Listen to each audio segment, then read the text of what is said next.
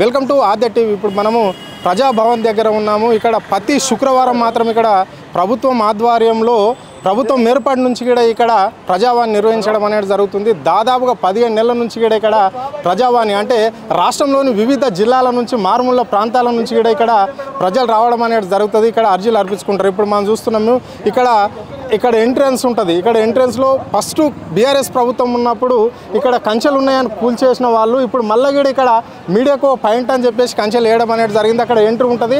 అక్కడ పోలీసులు మాత్రం ఇక్కడ లోపలికి వచ్చే వాళ్ళను పోయే వాళ్ళని మాత్రం వాళ్ళు చెకప్ చేసే పరిస్థితి అయితే కనిపిస్తుంటుంది. అంటే ఇంటెలిజెన్స్ వాళ్ళు ఉంటారు, మామూలు మట్టిలో ఉన్న పోలీసులు ఉంటారు. అంటే ఇక్కడ అన్ని రకాల డిపార్ట్మెంట్కి సంబంధించిన పోలీసు అధికారులు మాత్రం ఇక్కడనే ఉంటారు. ఇక్కడ కొంతమంది కూడా ఇక్కడ పోలీసులకు సంబంధించి అంటే వాళ్ళ ఆదేశాల మేరకు వాళ్ళకి ఇచ్చిన కండిషన్ల ప్రకారం వాళ్ళ పని వాళ్ళు వివిధ విధులు నిర్వహించడం అనేది అయితే జరుగుతుంటుంది. ఇక్కడ పోలీసు అన్నలు కూడా మనకు విశ్వాసులుగా కనిపిస్తుంటారు. అంటే అనేక మంది ఇక్కడ ఈ ప్రజావానికి రావడం అనేది జరుగుతుంది. సో ఇప్పుడు మనతో పాటు కొంతమంది ఇక్కడ కనిపిస్తున్నారు. అంటే వీళ్ళు ఓన్లీ ప్రత్యేకంగా ఆర్టీసీ డిపార్ట్మెంట్కి సంబంధించిన వాళ్ళే ఇక్కడ రావడం అనేది జరిగింది. ఇప్పుడు వాళ్ళని కొంచెం అడిగి తెలుసుకునే ప్రయత్నం చేద్దాం. మరి వాళ్ళు ఎందుకు రావాల్సి వస్తుంది? ప్రతిసారి మాత్రం మంగళవారమే కావచ్చు, శుక్రవారం కావచ్చు, వాళ్ళు వందలాది మంది ఇక్కడ ప్రజావానికి రావడం అనేది జరుగుతుంది. మరి వాళ్ళ సమస్య ఏందో అని అడిగి తెలుసుకునే ప్రయత్నం చేద్దాం. సార్ నమస్తే. నమస్తే. బాగున్నారా? బాగున్నా, ఫైన్. ఏంటి సార్ మరి ప్రతి మంగళవారం శుక్రవారం ఇక్కడనే కనిపిస్తున్నారు ఆర్టీసీ సంబంధించి, మరి ఏంటి సమస్య ఏంటి? గత ఆగస్టు 27 తారీఖు 2024 నేను అప్లికేషన్ ఇచ్చాను. చూడండి, ప్రజావానికి ఎవరైతే ఉన్నారో నోడల్ ఆఫీసరు రాకేష్ రెడ్డి గారు, చెన్నారెడ్డి సార్కి వాళ్ళు అప్లికేషన్ రాసి ఇచ్చాను. నాది ఇంతవరకు లీస్ట్ ఇవ్వలేరు. ఇక నా ప్రజావాణి లెటర్ ఏంటి సమస్య ఏంటి? ఎందుకు? నేను ఆర్టీసీ డ్రైవర్ని ఉద్యోగం నుంచి నాకేమైందంటే బస్సు నడుపుతూ వెళ్తుండగా కడపకి వెళ్తున్నాను. కడపకి వెళ్తుండగా బూత్పూర్ దగ్గర బండి యాక్సిడెంట్ అయింది. వేరే వాళ్ళ బండి యాక్సిడెంట్ అయింది. నా బండి నార్మల్గా వెళ్తున్నది. బూత్పూర్ దగ్గర బండి యాక్సిడెంట్ అవుతుంటే ఆపుకున్న మొత్తం జామ్ అయింది. అక్కడ రోడ్డు మీద ఉన్న వాళ్ళు కూడా నా బస్సు ఎక్కారు. నా దగ్గర అప్పటికి 48 టికెట్లు ఉన్నాయి. ఆల్రెడీ 48 టికెట్లు ఉన్నాయి. సరే అయ్యింది, ఇట్లా జరిగింది. నా ఉద్యోగం నాకు ఇవ్వాలని అప్లికేషన్ పెట్టి 27 ఆగస్టు 2024లో పెట్టాను. నాది ఇంతవరకు లీస్ట్ చేయలేరు. ఇక్కడ కొందరు లీస్ట్ చేశారు. లీస్ట్ చేసిన లిస్టు ఏం చేశారో తెలియదు. నా లిస్ట్ ఏమన్నా నాకు ఉద్యోగం ఇవ్వమని నేను అడగడానికి వచ్చిన. అంటే దాదాపుగా రాష్ట్ర వ్యాప్తంగా ఎంతమంది ఉంటారు ఇట్లా సస్పెండ్ అయిన వాళ్ళు కావచ్చు, చిన్న కారణాల వల్ల డిస్మిస్ అయిన వాళ్ళు? మినిమం ఒక 500 మంది 600 మంది అనుకున్నాము. అనుకున్నాక అక్కడ లెటర్ కూడా పంపించారు. సీఎం గవర్నమెంట్ దగ్గరికి లెటర్ పంపించినాక మళ్ళీ తర్వాత సార్ దగ్గర లీస్ట్ చేశారు ఒక 400 మంది అని. మళ్ళీ ఇంకా 200 మంది మళ్ళీ కొత్తగా అప్లికేషన్లు వచ్చినాయని మళ్ళీ కొంచెం ఆపుతున్నామని చెప్పింది జరిగింది. దానికి ఎంతమంది ఉన్నారో తెలియదు. ఇది ఒక సమస్య అండి. రిమూవల్ సస్పెండ్లు ఆర్టీసీలో కామన్. ఇది ఈరోజు రిమూవల్ చేస్తారు, రేపు సస్పెండ్ చేస్తారు, ఈరోజు సస్పెండ్ చేస్తారు, ఎల్లుండి రిమూవల్ చేస్తారు. ఇట్లా చేయడం అనేది కామన్ వీళ్ళకి. రైట్, చెప్పండి సార్. మీరు ప్రతిసారి ఇప్పుడు దాదాపుగా 15 నెలల నుంచి గవర్నమెంట్ అధికారంలోకి వచ్చింది. ఇక్కడ అప్పటి నుండి కూడా మీరు ఇక్కడ కనిపిస్తుంటారు ప్రజావాణి దగ్గర మంగళవారం శుక్రవారం రోజు. ఎందుకు మీ సమస్య ఏంది? ఇప్పటి వరకు ఇంకా పరిష్కారం కాలేదా? సమస్య పరిష్కారం కాలేదు. సెకండ్ పరిష్కారం వీళ్ళు చేయరు. ఎందుకనంటే ఈ ప్రజావాణి అనేటువంటి ఈ ప్రజావాణి ఆఫీసు తరగతి ఇదంతా మన గౌరవనీయ ముఖ్యమంత్రి ఒక ఛాలెంజ్ తీసుకొని తెలంగాణ రాష్ట్రంలో ఈ ప్రజలకు ఏదైతే సమస్యలు ఉన్నాయో అవి సాల్వ్ చేసుకోవడం కోసం పెట్టినటువంటి ప్రజావాణి. ఈ ప్రజావాణిలో చిన్నారెడ్డి సార్ ఏమో దానికి చైర్మన్, తర్వాత సీనియర్ ఐఏఎస్ ఆఫీసరు దివ్య మేడం గారు నోడల్ ఆఫీసరు. కానీ ఇక్కడ ముఖ్యమంత్రి గారు దేనికోసం అయితే ఈ ప్రజావాణి పెట్టిండో ఇక్కడ మొత్తం వాళ్ళు పెట్టినటువంటి ఇక్కడ తూట్లు పొడుస్తున్నారు. అది ఏ విధంగానంటే అక్కడ లిస్ట్ అతికేసినారు. లిస్ట్ అతికేయగానే మా వాళ్ళందరూ మాకు ఉద్యోగం వచ్చింది అనుకున్నారు. ఇప్పటి వరకు అది పోయిన నెలలో 14 లిస్ట్ అతికేసినారు, కౌన్సిలింగ్ చేసి ఉన్నారు. ఒక్కరు కూడా ఉద్యోగం ఇచ్చింది లేదు. అంటే దాదాపుగా ఎంతమంది ఉన్నాయి ఆ లిస్టు? చాలా రోజుల నుంచి ఇక్కడ అయితే కనిపిస్తుంది. మరి ఎంతమంది ఇక్కడ సస్పెండ్ అయ్యి అంటే వివిధ కారణాలతోటి ఆర్టీసీలకు సంబంధించి చిన్న కారణం ఉన్నా కానీ రిమూవ్ చేస్తారు అని చెప్పేసి వినడం మేము. సో మరి అలాంటివి జరుగుతుంటాయా? ఎంతమంది ఉన్నారు ఇప్పుడు ఈ రాష్ట్రంలో? ఈ రాష్ట్రంలో ఆ బీఆర్ఎస్ గవర్నమెంట్లో ఉద్యోగం కోల్పోయినటువంటి 600 మంది ఉంటే వాళ్ళందరూ అప్పీల్ చేస్తే ఈ సజ్జనార్ సార్ వచ్చిన తర్వాత ఆ ఆర్ఎంలకు ఈడీలకు డీవీలు ఇన్స్ట్రక్షన్ ఇచ్చి ఇవ్వంది కూడా ఈ అప్పీల్లో మీరు కన్సిడర్ చేయొద్దు, వాళ్ళ పని ఇంతే అని చెప్పి పెడితే ఒక్కది కూడా అప్పీల్లో కన్సిడర్ చేయలేదు. ఈ 600 మందితో ఉద్యమం స్టార్ట్ అయితే దానిలో ఒక 136, 140, 150 మందికి అక్కడ సంబంధిత ఆర్ఎంలు ఈడీలు కన్సిడర్ చేసి వాళ్ళు ఉద్యమం ఇచ్చారు. వాళ్ళు ఇచ్చినటువంటి విషయాన్ని ఇక్కడ ఈ దివ్య మేడం గారు ఏంటంటే ప్రజావాణి ద్వారా 136 మంది నౌకరు ఇచ్చని చెప్పి ఒక తప్పుడు స్టేట్మెంట్ ఇస్తున్నారు. ఎవరికి ఇయ్యలేదు, వాళ్ళు ఎవరికి ఇయ్యరు కూడా. వాళ్ళు వాస్తవంగా చిత్తశుద్ధితో ఈ కార్మికుల ఉద్యోగం ఎక్కియాలని చెప్పి అనుకుంటే ఇది 2 రోజుల ప్రక్రియ. ఒక ఇక్కడ ఆర్టీసీ సమ్మె చేస్తాము అని చెప్పేసి మొన్నటిదాకా టాక్ ఉంది, ఏదో చర్చలు జరుగుతున్నాయి, కొంచెం బ్రేక్ పడ్డట్లా తెలుసు. సో మరి అది ఎట్లా ఉండబోతుంది? మేము కలుపుకొని పోతున్నారా ఇప్పుడు ప్రజెంట్గా ఉన్న ఆర్టీసీకి సంబంధించిన కార్మికులు? సరే, ఇప్పుడు అది ఉద్యోగంలో ఉన్నటువంటి కార్మికులు సమ్మె కోసం పోతున్నారు. దాన్ని నేను డెప్త్గా ఓదార్చుకోలేదు. ఎందుకంటే ఉద్యోగం కోల్పోయినటువంటి వాళ్ళ గురించి ఉద్యోగం ఇప్పించాలని చెప్పి నేను ఒక పోరాటం చేస్తున్నా. దీనిలో ఎన్ని తప్పులు జరుగుతున్నాయంటే ఈ ప్రజావాణిలో ఏంటంటే ఆ దివ్య మేడం గారు మమ్మల్ని అట్టి ఎర్రి పప్పాలని చేస్తుంది. ఎర్రి పప్పలే. మీరు దయచేసి ఆడ ఉన్నటువంటి లిస్టును గమనించండి. ఒక మున్సిపల్ ఆఫీసులో ఒక మోరీ క్లీన్ చేసేవంటి వాళ్ళకి ఒక ఆర్డర్ ఇస్తే దానిలో ఒక జీవో నెంబర్ ఉంటుంది, ఒక ప్రొసీడింగ్ నెంబర్ ఉంటుంది, ఒక రెఫరెన్స్ ఉంటుంది. ఆడ ఏం వేసానంటే ఒకసారి చూడండి. డేట్ ప్రకారం మొత్తం మా భాగ్యేష్ ఏదైతే ఈ మన A4 సైజులో ఏదైతే రాసి పీడిఎఫ్లు ఇచ్చాడో అదే లిస్టును విభజించి అక్కడ వేసిండ్రు. వేసి వాళ్ళకి ఏమైనా మీకు కౌన్సిలింగ్ చేస్తున్నాం, కౌన్సిలింగ్ ద్వారా ఉద్యోగాలు ఇస్తాం. ఇవాళ కౌన్సిలింగ్ అయిపోయి 4 రోజులు అవుతుంది. ఒక్కరు కూడా ఉద్యోగాలు ఇచ్చలేదంటే ఇక్కడ పేరుకే దివ్య మేడం గారు నోడల్ ఆఫీసర్ ఉన్నారు, కానీ అక్కడ సజ్జనార్ సార్ ఏదైతే ఇన్స్ట్రక్షన్స్ ఇస్తుండో అవే ఇక్కడ నడుస్తున్నాయి. చెప్పండి, ఆర్టీసీ కార్మికులకు ఎలాంటి సమస్యలు ప్రధానంగా ఉంటాయి, ఎలాంటి సమస్యలతో వాళ్ళు ఎక్కువ ఇబ్బందులు పడుతుంటారు? మరి ఇప్పటి వరకు ఇప్పుడు మీరు చెప్తున్నారు దాదాపుగా ఒక 2 సంవత్సరం నుంచి ఇక్కడ కార్మికులు సస్పెండ్ అయ్యి ఇక్కడ ప్రజావాణి చుట్టూ తిరుగుతున్నట్లు కనిపిస్తున్నారు. సో మరి వాళ్ళ ఆర్థిక పరిస్థితి ఏంటి, వాళ్ళ సమస్యలు ఏంటి, వాళ్ళు ఎందుకు ఇంత ఇబ్బందులు పడవలసి వస్తే ప్రభుత్వం ఎందుకు కనికరించడం లేదు? ఇలా ప్రభుత్వం ఎందుకు కనికరిస్తలేదంటే ఈ ఆర్టీసీకి ఏంటంటే గత 50 ఏళ్ళ నుంచి ఒక స్టేట్ అడ్మినిస్ట్రేషన్ ఆఫీసర్గా ఒక IPS ఆఫీసర్ని పెడుతున్నారు. వాళ్ళు ఏంటంటే వాళ్ళు ఎందుకోసం వచ్చారో తెలియదు. చిన్న తప్పు అంటే మళ్ళోసారి ఈ విధంగా చేయక అని చెప్పి మందలించేటువంటి కేసులో వాళ్ళు సస్పెండ్ చేస్తున్నారు. ఎవరు? డిపో మేనేజర్లు. మళ్ళీ వాళ్ళే రిమూవ్ చేస్తారు.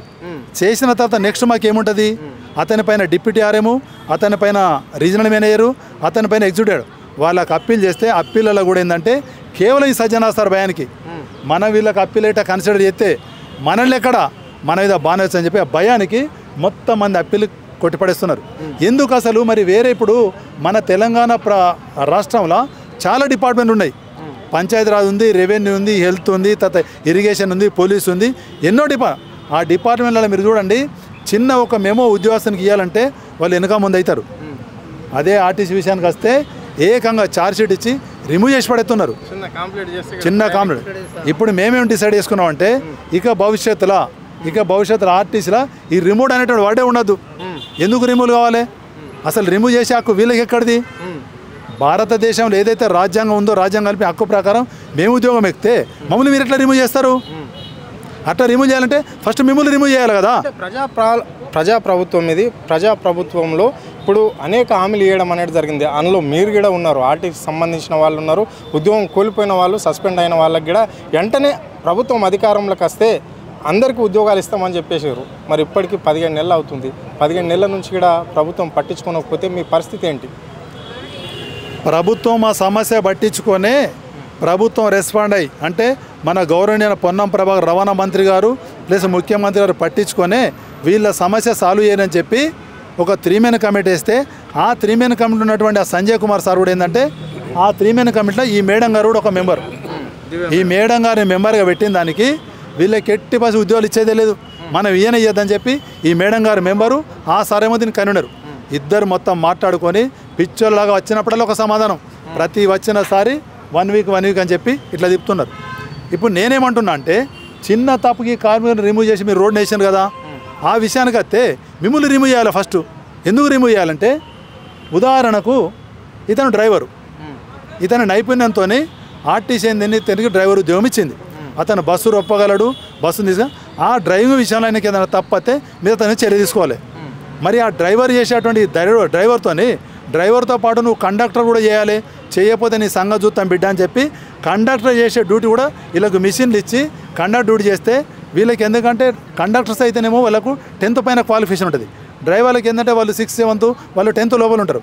వాళ్ళకి తెరవక ఓసారి ఈ ఏలు ఇంకోదాన్ని వాడి ట్యాంపరింగ్ ఎందుకంటే ఆ టికెట్ జంప్ అయితే కూడా వీళ్ళని తీసి రిమూవ్ చేసి పడేసారు. మరి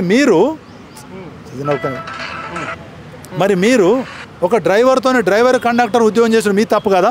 మరి వాళ్ళకి మరి అటువంటిప్పుడు ఆ కండక్టర్ జీతం కూడా ఆయనకి ఇవ్వాలి కదా, ఇస్తున్నారా? ఒక్క మనిషి 2 పోస్టులు చేస్తారా? మరి మీరు కూడా చేయండి. మరి మీరు కూడా చేయాలి కదా, మీరు చేస్తారా అంటే వాళ్ళు ఇష్టం ఉన్న రీతిన వాళ్ళు చేసే తప్పులను నేను క్వశ్చనింగ్ చేసిన దానికి నన్ను ఏంటంటే తీసి వాళ్ళు మొత్తం మందికి ఇక్కడ ప్రజావాణిలో చూడండి, సెక్రటరీ కూడా చూడండి, భగవాన్ నన్ను కాలు ఇట్లా చూడంగానే రాజేందర్ వచ్చానని చెప్పి వెంటనే పోలీసులను మోహరిస్తున్నారు. అంతటితో ఆగకుండా మీరు దయచేసి ఆ లిస్ట్ను ఒకసారి మీరు ఫోటోలు కొట్టుకొని అక్కడ వేసిన లిస్ట్లో 26 డేట్ నాడు దానిలో నా యొక్క పేరు 18th నంబర్ నది.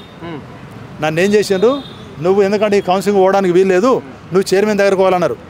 అంటే ఇవాళ మీకు కొంచెం సోయి ఉండాలి, సోయి ఉన్నదా మీకు అని అడుగుతున్నా. అసలు ఇవాళ తెలంగాణ రాష్ట్రానికి రాష్ట్ర చైర్మన్ గారు ఉన్నారా? బాజిరెడ్డి గోవర్ధన్ గారు వేయిన తత్వ ఇవాళ చైర్మన్ లేదు. చైర్మన్ లేనటువంటి ఒక పోస్ట్ ఒక పేరును చూపెట్టి నన్ను చైర్మన్ దగ్గరికి ఎట్లా ఇవ్వమంటారు? ఒక సోయి ఉండాలి కదా, ఇక్కడ చెప్పేటువంటి అధికారులకు ఒక సోయి ఉండాలి కదా. చైర్మన్ ఎక్కడ నేనన్నా చైర్మన్ చూపెట్టండి, చైర్మన్ ఆఫీస్ ఎక్కడ ఉందో చూపెట్టండి, చైర్మన్ ఉన్నటువంటి పర్సనల్ సెక్రటరీ ఎవరు చూపెట్టండి కోతా అంటే మాకు అదంతా తెలియదు. మీరు బస్ భవన్ కోరు, బస్ భవన్ పోతే అరే వాళ్ళకి తెలియలేక చైర్మన్ ఉన్నా అండి మీకు తెలియదు అని చెప్పాలి. అంటే ప్రతిష్టాత్మకంగా తీసుకొని గవర్నమెంట్ ఏదైతే 3 men కమిటీ ఇచ్చి వీళ్ళని ఉద్యోగాలు పంపించాలని చెప్పి వాళ్ళకు ఒక కంకణం కట్టుకున్నారు. ఎవరు? రవాణా శాఖ మంత్రి గారు, ముఖ్యమంత్రి గారు. దాన్ని మొత్తానికి మొత్తం అటు పోతే సజ్జనార్ సారు, ఇటు పోతే దివ్య మేడం గారు దానికి తూట్లు పడుస్తున్నారు. ఇది వాస్తవం. రెండవది వీళ్ళు తిరిగి ఇప్పుడు 400 మంది కౌన్సిలింగ్ చేసినారు. నేనేమంటున్నా అంటే మా ఆర్టీసీలా డిపో మేనేజర్ వీళ్ళందరూ రిమూవ్ చేసిండు. సస్పెండ్ రిమూవ్ చేసే పవర్ డిపో మేనేజర్కి ఉంది. డిపో మేనేజర్ పైన డిప్యూటీ ఆర్ఎం ఉన్నాడు, ఆయన పైన ఆర్ఎం ఉన్నాడు, ఆయన పైన ఈడు ఉన్నాడు. ఈ వీళ్ళందరి కేసులంతా ఈ 3 అధికారులు మొత్తం చూసిండ్రు. నర్సింగ్కి ఎందుకు నౌకరీ ఇవ్వాలి బాగా మొత్తం రాసి దానిలో ఫైనల్ చేశారు. అంటే దానిలో కన్నా ఇప్పుడు మా ఈడీల కన్నా నిష్ణాతుద్దీన్లు ఉన్నారా? ఇలా మీరు కూర్చుండే క్లర్కులు వాళ్ళు ఎక్కడికో కూర్చుండేటి నీ పేరేంది నీ ఊరేంది అంటే ఎంత పిచ్చోళ్ళని చేస్తున్నారు. మరి వాళ్ళు రాసుకొని మీరు ఎంత నెలవుతుంది మరి ఏం చేస్తున్నారు అంటే మొత్తం ఏంటంటే తిరిగి వీళ్ళు చచ్చిపోతారు. అలాంటి చచ్చిపోయారు, 16 మంది చచ్చిపోయారు. ఇప్పుడు నేను మీ ఛానల్ ద్వారా చెప్పండి, ఇప్పుడు కండక్టర్లు ఎంతమంది ఉన్నారు, డ్రైవర్లు ఎంతమంది ఉన్నారు? ఇప్పుడు మీరు 16 మంది చనిపోయారు అన్నావు కదా, ఇప్పుడు ఆ చనిపోయిన వాళ్ళకి మరి ఏమన్నా బెనిఫిట్స్ కూడా వచ్చినాయా? ₹1 బెనిఫిట్ రాలే. ఎందుకంటే పాప ఆయనకు అండర్ సస్పెండ్ రిమూవల్ ఉన్నాడు కాబట్టి కనీసం క్రిమేషన్ ఛార్జెస్ కూడా ఇవ్వలేదు. క్రిమేషన్ ఛార్జెస్ ఇస్తారు మా దానిలో ₹10,000 అవి కూడా నోచుకోలే. ఎందుకంటే వీళ్ళు లైన్లో లేరు కదా. కాబట్టి ఈ ఆర్టీసీల సజ్జనార్ సార్ వచ్చిన తర్వాత ఎన్ని మొత్తం ఇబ్బందికరమైనట్టు పనులు చేస్తున్నారంటే చెప్పడానికి వీల్లేదు. రాష్ట్రానికి ఒక బుక్ అవుతుంది. మా దగ్గర బెడ్ విన్నర్ స్కీమ్ కింద కొందరు పిల్లలు కండక్టర్లుగా మెకానికుల తర్వాత సెక్యూరిటీ దానిలోకి వస్తే వాళ్ళని వెట్టి చాకరీ చేయించి 15 నెలలకు ₹15,000 చొప్పున 3 ఏళ్ళు ఎట్టి చాకరీ చేస్తున్నారు. అదే ప్రభుత్వ ఆఫీసులలో వాళ్ళు కంపాషన్ కింద వస్తారు. ఆ సిస్టమ్ అంతా ఉన్నదా? దయచేసి వాళ్ళు ఏంటంటే ప్రభుత్వం ఈ సైడ్ చూడాల్సిన అవసరం ఉన్నది. అదే కాకుండా చిన్న తప్పులకు మందలి చిడిచిపెట్టేటువంటి కేసులల్లో వాళ్ళకు సదుపాయాలు ఉన్నాయి. వాళ్ళు రాత్రి వచ్చిన తర్వాత మళ్ళీ అక్కడనే పడుకుంటే నిద్ర ఉండదు. వాళ్ళని ఎన్నో తప్పులకు గురి చేసి ఎన్నో ఇబ్బందులకు గురి చేసి ఇది మొత్తం ఏంటంటే సజ్జనార్ సార్ ఏంటంటే మాకు అందరికీ ఏంటంటే ఒక ధర్మ సంకటంగా తయారైంది. కాబట్టి ఈ సందర్భంగా సార్ ముఖ్యమంత్రి సార్ రవాణా దయచేసి అయితే సజ్జనార్ సార్ని దీనికి బదిలీయండి, లేకపోతే మాకు నౌకర్లు అనియండి. అయితే మాకు నౌకర్లు ఇస్తారా మీరు అన్నారు? ఎందుకంటే మాకు అష్యూరెన్స్ ఇచ్చారు కదా, ప్రజావాణి ద్వారా మీకు నౌకర్లు ఇస్తామని అన్నారు. ఏడాది అవుతుందా మాకు నౌకరీ చేయడానికి? తెలంగాణ పబ్లిక్ సర్వీస్ కమిషన్ ఒక నోటిఫికేషన్ వేసి వాళ్ళతో ఎగ్జామ్ రాయించి, ప్రిలిమ్స్ రాయించి, మెయిన్ రాయించి, ఇంటర్వ్యూ చేయించి, మెడికల్ టెస్ట్ చేయించి, సర్టిఫికేట్ వెరిఫికేషన్ చేసి ఉద్యోగం పంపడానికి కూడా ఏడాది టైం పట్టది. 6 నెలల వాళ్ళు డిస్పోజ్ చేస్తారు. ఇప్పుడు బుర్రా వెంకటేశం సార్ ఉన్నాడు టీఎస్పీఎస్సీ దానికి కార్యదర్శిగా. ఆయన ఏంటంటే దీన్ని ఈ ప్రక్రియను 6 నెలలు కంప్లీట్ చేస్తాడు. ఇంతకుముందు గంటా చక్రపాణి సార్ చేసాడు. ఇదా పోయిన ఉద్యోగాలు మాకు తిరిగి ఇచ్చడానికి మాకు కౌన్సిలింగ్ ఎందుకండి? కౌన్సిలింగ్ ఎందుకు? కౌన్సిలింగ్ ఏం చేస్తున్నారు మీరు? వీళ్ళ నిష్ణాతం తయారు చేస్తున్నారా? పేరు పొంగనే నీ పేరు నీ ఊరు రాసుకుంటూ పంపి అసలు ఆ కాగితాలు ఎటు పోతాయి? దయచేసి ఇవాళ మీరు ఏంటంటే ఎలక్ట్రానిక్ మీడియాకు ప్రింట్ మీడియా మేము బాగా రుణపడి మీరు ఇది ఏంటంటే ప్రజాస్వామ్యవాదులకు మొత్తం తెలంగాణ తెలియాల్సిన వస్తుంది. 3 men కమిటీలు ఉన్నటువంటి వాళ్ళు సంజయ్ కుమార్ సార్ మాకు చెప్పాడు మీది కేసు టు కేసు చూడడానికి నేను ఒక సబ్ కమిటీ ఇస్తున్నాను. సబ్ కమిటీలో కృష్ణకాంత్ సారు, తర్వాత ఉషా మేడం గారు అండ్ ఇంకో పర్సన్ ఎవరు గంగాధర్ సార్ వీళ్ళని పెట్టిండ్రు. వాళ్ళు కేసు టు కేసు చూసారు. అయిపోయింది కదా, అయిపోయిన తర్వాత మళ్ళీ ఇంట్లో కౌన్సిలింగ్ ఏందండి అంటే ఇదంతా ఏంటంటే పొమ్మన లేక పొగబెట్టి వీళ్ళు తిరిగి వీళ్ళను మానసికంగా మెంటలీగా చంపాలనేటి ఒక దుర్మార్గపు ఆలోచన తప్ప దీనిలో ఏం లేదు. అరే నేను అడుగుతున్నా ఇవాళ మేడం మీరు ఇచ్చేది ఉంటే ఇవాళ ఇవ్వండి, ఇవాళ ఇవ్వడు అంతే. ఇవాళ 400 మందికి ఇవ్వకపోతే మీరు టైపింగ్ చెప్పండి, 200 మందికి ఇయ్యండి. లేకపోతే మేము ఇయ్యము మాతో కాదని చెప్పి నిజాన్ని చెప్పండి, ఉన్నటువంటి నిజాన్ని చెప్పండి మేడం. నిజాన్ని దాచిపెట్టి మా దానిలో మాకు ఒక వర్గాలు చేసి ఒక కొట్టాడకు పుట్టించి ఇళ్ళకి ఒక 4-5 మందిని బయటకు తీసి ఈ రాజేందర్కి అగెనెస్ట్గా ఎండి సార్కు సపోర్ట్గా మీరు ఒక ప్రెస్ మీట్ పెట్టున్నని చెప్పి 2 సార్లు ప్రెస్ మీట్ పెట్టించింది మేడం. ఎప్పుడు 21 తారీఖు 3వ నెలల ప్లస్ మళ్ళీ 29 తారీఖు 4వ నెలల. ఎవరు పెట్టించారంటే ప్రెస్ మీట్ అగెనెస్ట్ చెప్పండి, ఎవరు పెట్టించారు విన్నారా? ఒక ప్రెస్ మీట్ పెట్టించింది ఎవరు అగెనెస్ట్ అంటే ఒక ఐఏఎస్ ఆఫీసర్, ఒక నోడల్ ఆఫీసరు, ఒక రాజేందర్ అంటే బాణ వేయడానికి నాకు అగెనెస్ట్ ప్రెస్ మీట్ పెట్టిస్తారా? మేడం దయచేసి మీరు ఇండియన్ అడ్మినిస్ట్రేషన్ సర్వీస్ చదివారు, ఇండియన్ అడ్మినిస్ట్రేషన్ సర్వీస్ మీరు చదివిండ్రు, Sajjanar sir Indian police service చదివిండు. ఒక జిల్లాల కలెక్టర్ గారు ఎస్పీ గారు ఉంటారు, కలెక్టర్ గారు ఎస్పీ గారికి ఒక ఆర్డర్ పాస్. కానీ ఇక్కడ ఏమవుతుంది, ఉల్టా అయిపోయింది. సజ్జనార్ సార్ ఏదైతే ఏమంటారో అదే ఇక్కడ జరుగుతున్నది. మరి చంపుతారేమో మొత్తం మంది చంపురు, ఇట్లా ఆల్రెడీ 16 మంది, ఇంకా మిగతా మంది కూడా చంపండి. ఇట్లా ఉంటుందా? రాజేందర్ గారు చెప్పండి, ఎక్కడి నుంచి వచ్చారు?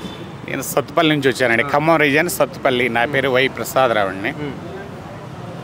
ఈరోజు ఇక్కడికి రావడానికి కారణం ఏంటంటే మేము ఆర్టీసీలో చిన్న చిన్న కారణాల వల్ల ఉద్యోగాలను కోల్పోయిన సందర్భంగా మేము అనేక ప్రభుత్వానికి అధికారులకి అనేక సార్లు మేము విజ్ఞప్తులు చేయటం వల్ల ప్రభుత్వం మాకు ఒక త్రిసభ్య కమిటీ ఏర్పాటు చేసింది.